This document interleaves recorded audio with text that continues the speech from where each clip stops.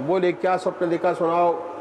तब सब स्वप्न सुनाया कि हमने देखा कि आप समाधि में बैठे हैं और समाधि में बैठे बैठे आप ऊपर उड़ने लगे।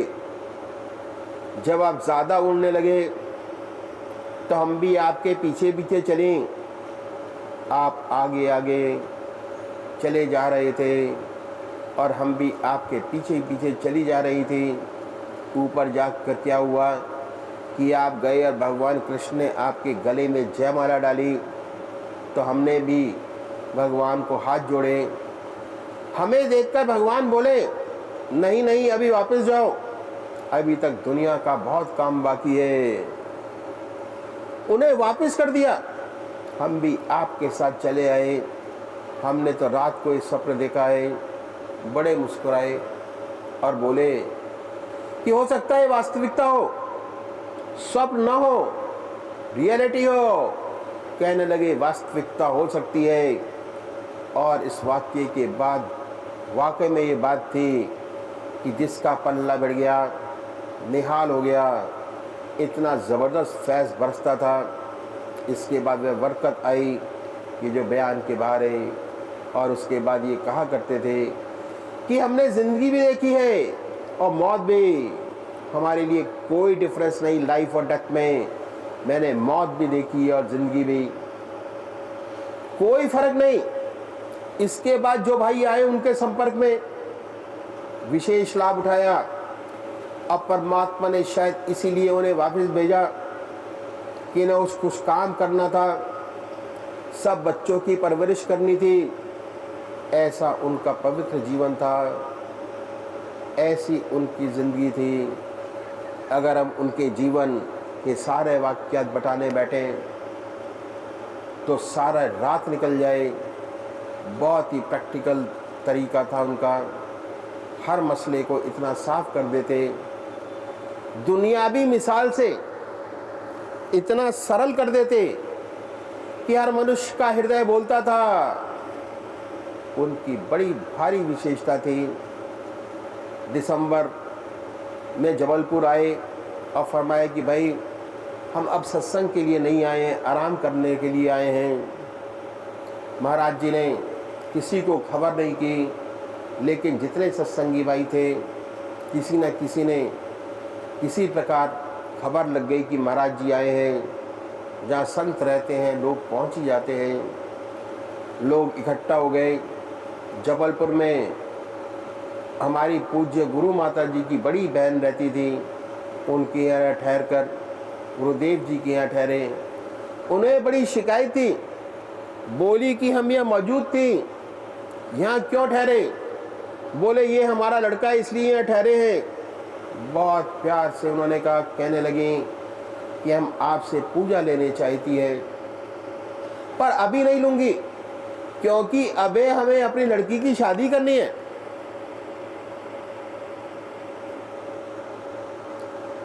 उसके बाद जब शादी हो जाएगी तब पूजा लूँगी। महाराज जी बोले कि अगर हमसे पूजा लेनी है तो अभी ले लो, बाद में फिर ना ये कहना कि हमें पूजा नहीं मिली, लेना है तो अभी ले लो। इस किस्म की कई बातें हुई। एक सत्संगी भाई के खाने गए, उन्होंने वहाँ कहा कि पता नहीं अगला भंडारा शायद आप लोग खुद करें।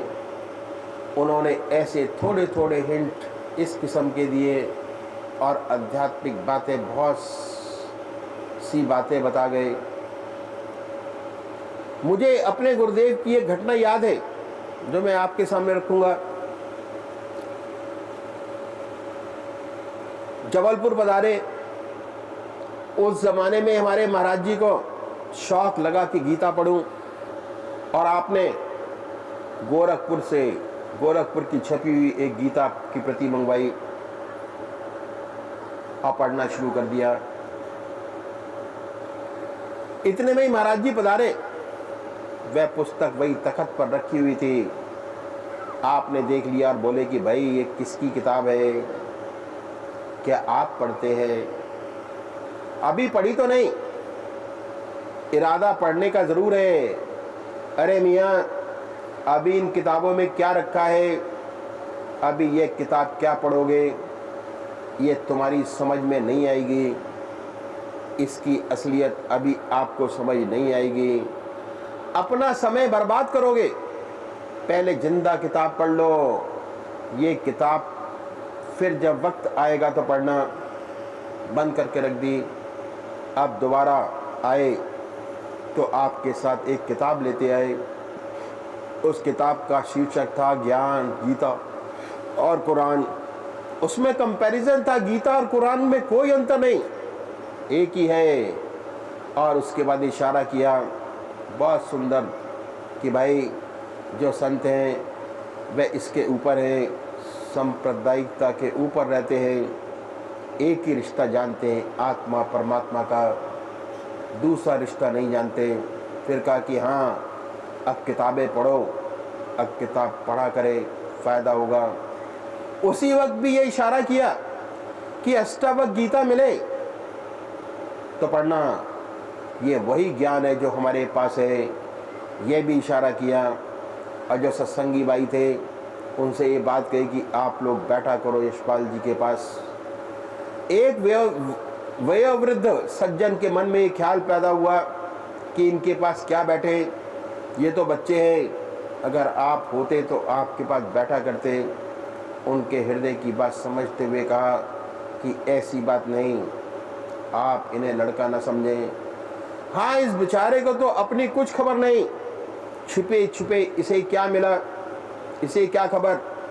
और फिर ये फरमाया कि इंशाअल्लाह जिससे इसका पल्ला भिड़ जाएगा, तर जाएगा, और जो इसके संपर्क में आ जाएगा वह संत परम संत आले औलिया बन जाएगा। खुल्लम खुल्ला ये बात सब सत्संगी भाइयों के मध्य में कही। और जबलपुर से वापस लखनऊ वापस आए, वहाँ से आप दिल्ली गए, दिल्ली से बम्बई अकेले गए। अकेले कभी नहीं जाते थे, हमेशा माता जी जाती थी। इतना लंबा सफ़र उन्होंने अकेले ही किया। दिल्ली से बम्बई गए, बम्बई में मैरिन ड्राइव सेठ बालकिशन जी के यहाँ जाकर ठहरे। पहले उनका इरादा श्री प्रेमचंद जी मित्तल जी के यहाँ ठहरने का था। वहाँ सत्संग होता था बम्बई में, 2-4 भाई आते थे। उन्होंने मित्तल साहब को चिट्ठी लिखी, मैं आपके यहाँ ठहरना चाहता हूँ, लेकिन सेठ बालकिशन जी की चिट्ठी आई है कि महाराज हमारे यहाँ ठहर जाएं, बड़ी कृपा होगी। उन्होंने कि भाई मित्तल साहब अगर एग्री कर लें तो ठीक है। मित्तल साहब मान गए। सोचा मैरिन ड्राइव अच्छी जगह है, अगर वहाँ ठहरेंगे तो आराम मिलेगा और लोगों का भी फ़ायदा होगा। सेठ बालकिशन जी के यहाँ ठहरे। कुछ थोड़ा सा कमर में दर्द था उनके, सिकाई कराई गई, हल्का सा भोजन किया, समुद्र को बड़े गौर से देखा। दूर तक मैरिन ड्राइव में समुद्र नजर आता है, उसकी वास्टनेस को गौर से देखा। उसके बाद शाम को सत्संग हुआ। बहुत से सत्संगी भाई पधारे। वह सत्संग बड़ा विशेष सत्संग था। इस सत्संग में उन्होंने भगवान राम की कथा छेड़ी और वह प्रसंग लिया कि रावण मृत्युशैया पर पड़ा है, उसके हृदय में बहुत भारी पश्चाताप है, पश्चाताप हो रहा है, तूने बहुत बुरा किया, भगवान राम से दुश्मनी की, अपना सारा कुल नष्ट हो गया इत्यादि। भगवान राम ने उसी वक्त लक्ष्मण को बुलाया, कहो और कहा जाओ, रावण बड़ा राजनीतिज्ञ है, राजनीति सीख कर आओ। लक्ष्मण जी सोचने लगे कि इनसे बड़ा राजनीतिज्ञ कौन है, अब मुझे वो क्या शिक्षा देगा। मैं राम जी की शक्ति का स्वरूप हूँ, मुझे झुका रहे हैं। लेकिन यही जाने इनका रास, आज्ञा तो आज्ञा है। और चले गए। आगे जाकर चरणों में रावण के सामने खड़े हो गए। जब खड़े हो गए तो रावण देखकर बड़ा हर्षित हुआ। ओह, मैंने सच्चे हृदय से याद किया, और उन्होंने अपनी शक्ति को झुका दिया।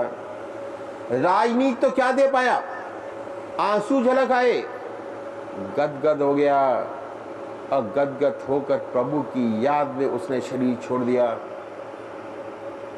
और परम पद को प्राप्त किया। इसके बाद कहने लगे कि देखो, आजकल का जो जमाना है बड़ा कमजोर जमाना है। कलयुग का सतयुग था, हमारे अंदर शक्ति थी, बड़ी सुविधा थी हमारे पास, हजारों वर्ष तपस्या करते थे लोग। द्वापर आया, तपस्या का समय घट गया। त्रेता में और भी छोटा आ गया। अब तो कलयुग है, अब तो तपस्या बनती नहीं, कोई साधन उपलब्ध नहीं, न शक्ति है, न ब्रह्मचर्य है, न समय है, किसी के पास कुछ भी उपलब्ध नहीं। तो क्या है, कहने लगे कि देखो भाई, जो परमात्मा है वह हम की सबसे बड़ी माँ है, हम उसके अंश हैं, वह हमारी रियल मदर है, हम उसके अंश हैं। तो माँ को अंश से बड़ा प्यार होता है। अब दुनियावी तरीके से समझाने लगे कि एक माँ है, उसके चार पुत्र हैं, एक ICS डिप्टी कलेक्टर है, माँ उसकी तरफ से हमेशा बेफिक्र रहती है, मज़े में है, आनंद कर रहा है। दूसरा PCS है, वह भी मौज कर रहा है, कोठी में रहता है, मज़ा करता है, उसकी तरफ से ही माँ बेफिक्र है। तीसरा अकाउंट ऑफिसर है, चलो भाई, खाता पीता है, घर मिला है, आराम से है, आनंद में है, उसकी तरफ से ही माँ बेफिक्र है। चौथा पुत्र उसका रोगी है, उसकी देखभाल माँ स्वयं करती है, काम करती रहती है, और उसकी निगाह अपने रुग्ण बालक पर लगी हुई है। जहाँ इस बच्चे ने चीखी, माँ भागी, सब काम छोड़कर गोदी में उठाया। तो भाई, हम तो कलयुगी और रुग्ण बच्चे हैं, जरा चीखी, भगवान दौड़कर अपने आप गोदी में उठा लेगा। आजकल सबसे अच्छा तरीका परमात्मा को पाने का यही है कि पश्चाताप करो अपने दुष्कर्मों पर, परमात्मा के सामने रो, गिड़गिड़ाओ, वह आपकी आत्मा को ऊंचा कर देगा, बराबर आपकी आत्मा को ऊंचा करता चला जाएगा। इस ज़माने के लिए यही तरीका है भगवान को पाने का। इसके बाद अब जलाल में आए और कहने लगे कि परमात्मा कैसे नहीं तारेगा। ऐसा कहने के बाद बड़ा भारी जलाल पैदा हुआ, रोशनी पैदा हुई, और सबने एक बीम ऑफ लाइट उनके शरीर से निकलती देखी। इसके बाद आपका शरीर एक तरफ लुढ़क गया, दूसरे कमरे में ले गए, लिटा दिया गया। बड़े लोग चिंतित हो गए, बड़ी भाग दौड़ हुई। फिर आप होश में आए कि कहा कि देखो, हमें छोड़ो, हम जानते हैं आप हमें नींबू और ग्लूकोज दे दो और सब बाहर हो जाओ। ग्लूकोज और नींबू दे दिया गया, सबको बाहर कर दिया गया। उन्होंने समाधि ले ली, डॉक्टर को बुलाया गया। डॉक्टर ने हार्ट फेलियर बताया। जब शरीर जाता है तो हार्ट फेल होता है। इसके बाद उनका शरीर इतना सुंदर था कि बच्चे खेल रहे थे, लोग बड़े चिंतित हुए, इधर आधर खबर करना शुरू किया, भगवान से प्रार्थना करने लगे कि वापस आ जाए। इसी बीच में अरविंद आश्रम के 2 सन्यासी पधारे। आकर देखा शरीर के पास ध्यान में बैठे और उसके बाद पूर्ण समाधि मंत्र बोलकर चले गए। कह गए कि अब इस बात की कोशिश मत करो कि वापस आ जाएं। इन्होंने वो गति पाई है जो बड़े बड़े योगियों को भी दुर्लभ है। इनके शरीर का इंतजाम करो। सलाह हुई उनका शरीर लखनऊ लाया जाए और माताजी और सबकी यही सलाह हुई कि इनका दाह संस्कार लखनऊ में किया जाए। कंपार्टमेंट रिजर्व कराया गया। काफिन में उनका शरीर मुंबई से लखनऊ लाया गया। लखनऊ चले गए। पूजनीय गुरु माता जी भैया जी झांसी से गए। झांसी से साथ आए। जब शरीर आ रहा था कानपुर में बड़ी भीड़ हो गई थी। उसके बाद मुसलमान एवं हिंदू भाई शिष्य थे, कुछ चाहते थे कि उनके शरीर को दफना दिया जाए और कुछ भाइयों का ख्याल था कि उनको दाह संस्कार किया जाए।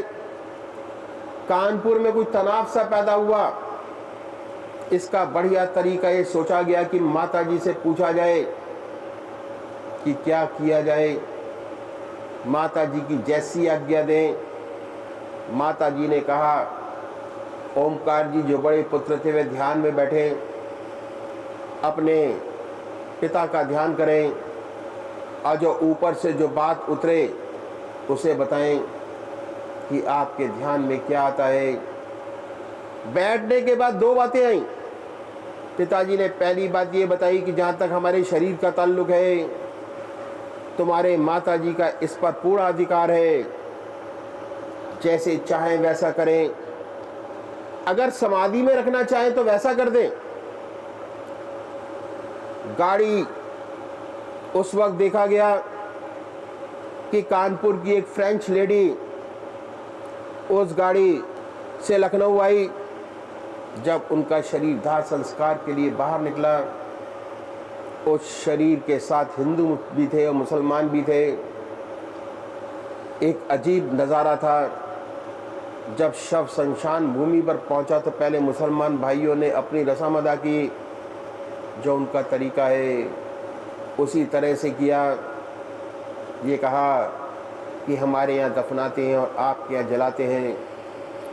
जहाँ तक रूह का ताल्लुक है, जितना आपका है उतना हमारा भी है। उसके बाद उस फ्रेंच लेडी ने कहा कि मैं कुछ कहना चाहती हूँ। सबने सुना। उसने कहा कि आज से 10 वर्ष पहले मैं इन महात्मा से मिली थी और इनसे बड़ी प्रभावित हुई थी। जब जाने लगी तो मैंने इनसे पूछा कि आपसे दोबारा कब मिलूंगी, तो इन्होंने कहा कि you will come on my burial. मैं कानपुर में भीड़ देखकर जब पूछा तो पता चला कि ये वही संत हैं जिनसे मैं 10 साल पहले मिली थी।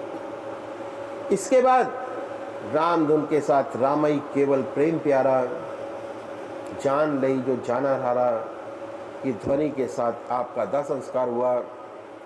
अगले रोज जितने लखनऊ में हिंदी और अंग्रेजी के पेपर थे,